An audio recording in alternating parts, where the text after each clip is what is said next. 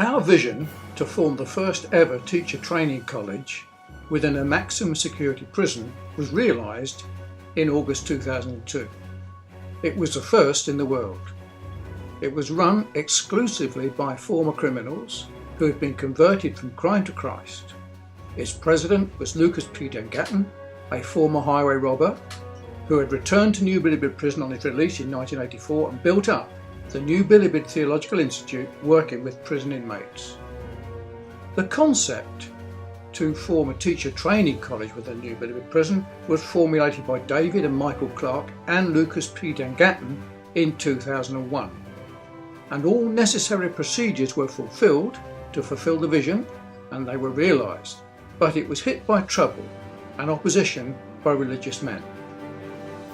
Michael Clarke was the executive director and an inmate serving a 16-year prison sentence, whose testimony is number 41 in our book Trojan Warriors, and David Clarke, the sole remaining member of Beaton Particular Baptist Church in the UK. The story and outline of the college is recorded in Trojan Warriors.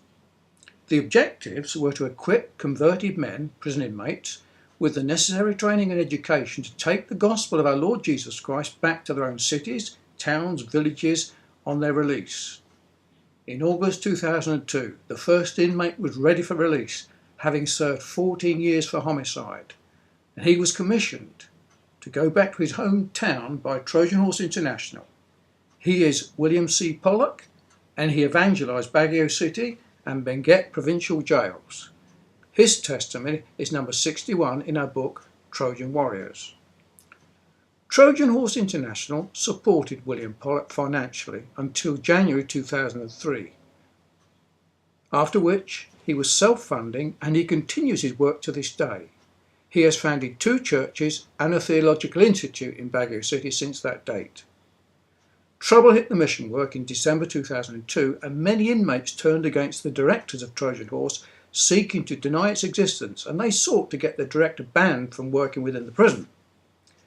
These religious inmates took exception to the director of the mission for drinking wine with unconverted prisoners late at night in the prison and mixing with undesirable inmates.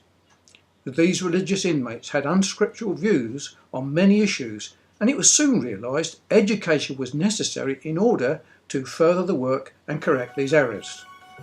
For this reason, Trojan Horse International, Tulip Fields Incorporated was formed with the aid of and help of Filipino Particular Baptist pastors. This incorporation gave access to conduct mission work throughout all the prisons of the Philippines, as can be seen in our articles of the corporation dated the 14th of March 2003.